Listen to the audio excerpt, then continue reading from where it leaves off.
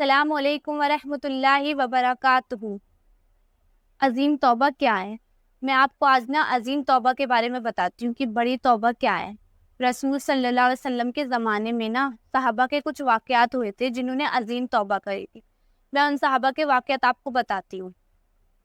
حضرت بریدہ رضی اللہ عنہ سے روایت ہے کہ معاذ بن مالک اسلمینہ رسول صلی اللہ علیہ وسلم کے پاس آئے اور کہنے لگے، یا رسول اللہ، میں نے اپنے اوپر ظلم کیا ہے، میں نے زنا کر لیا ہے، آپ مجھے پاک کر دیجئے۔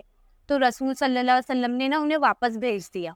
پھر وہ دوسرے دن آئے اور کہنے لگے، یا رسول اللہ، میں نے اپنے اوپر ظلم کیا، میں نے زنا کیا ہے، آپ مجھے پاک کر دیجئے۔ تو رسول صلی اللہ علیہ وسلم نے انہیں دوسری بار بھی واپس بھیج دیا۔ اس کے بعد رسول صلی اللہ علیہ وسلم نے اس کی قوم کی طرف ایک آدمی بھیجا اور اس سے پوچھ تاچھ کروائی کہ یہ آدمی ٹھیک ہے، اس کا دماغ بھی ٹھیک ہے، سب ٹھیک ہے دماغ سے بھی ویسے بھی۔ تو لوگوں نے کہا ہاں، یہ دماغ سے بھی ٹھیک ہے اور اس کی عقل بھی ٹھیک ہے، سب مطلب صحیح ہے، یہ کوئی دماغ سے خراب نہیں ہے۔ تو پھر وہ تیسرے دن آئے اور کہنے لگے کہ یا رسول اللہ، یہی بات کہی کہ میں نے زنا کر لیا ہے۔ تو رسول صلی اللہ علیہ وسلم نے انہیں تیسری بار بھی واپس بھیج دیا۔ اس کے بعد پھر رسول صلی اللہ علیہ وسلم نے اس قوم کی طرف ایک آدمی بھیجا اور یہ بھی بات پوچھی کہ کیسا ہے، درست ہے دماغ؟ سب نے کہا ایک دم دماغ سے بھی ٹھیک ہے، جسم سے سب ٹھیک ہے، اس کی عقل بھی ٹھیک ہے۔ تو وہ چوتھی بار آئے اور یہی بات کہنے لگے۔ تو رسول صلی اللہ علیہ وسلم نے ایک گڈھا کھدوایا اور اس گڈھے میں انہیں ڈالا اور انہیں رجم کروا دیا، یعنی کہ ان پہ پتھر مان کے انہیں ہلاک کرا دیا۔ تو انہوں نے مطلب اپنی جان ہی ختم کر لی، یعنی توبہ چاہتے تھے کہ انہوں نے غلطی کری تھی۔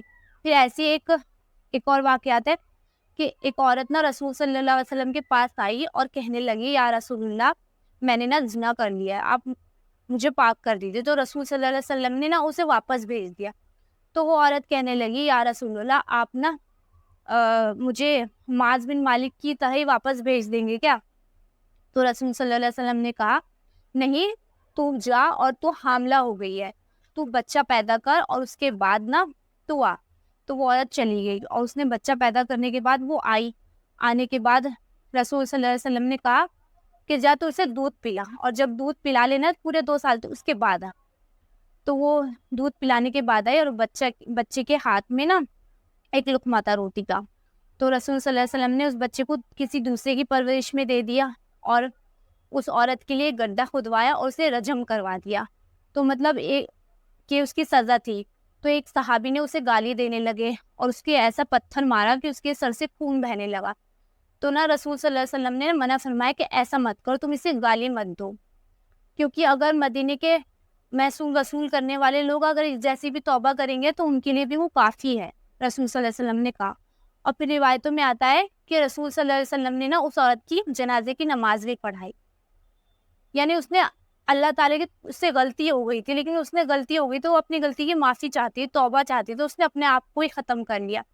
رسول صلی اللہ علیہ وسلم نے فرمایا کہ اگر اس عورت کی توبہ کو مدینے کی 70 آدمیوں میں بھی تقسیم کرو گے بانٹو گے تو وہ انہیں بھی کافی ہے، کیونکہ اس نے اللہ تعالیٰ کی خاطر اپنے آپ کو ہی ختم کر لیا، مطلب اپنے جان ہی ختم کو، اس سے غلطی تو ہوئی تھی لیکن اس نے توبہ کر لیا، اللہ کی خاطر توبہ کے لیے اس نے آپ کو ہی ختم کر لیا۔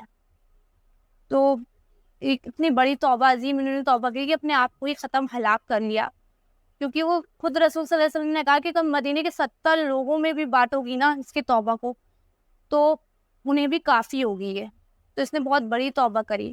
تو ایسے واقعات رسول صلی اللہ علیہ وسلم صحابہ کو بھی پیش آئے ہیں، انہوں نے بھی توبہ کی ہے اور ان کی توبہ قبول بھی ہوگی۔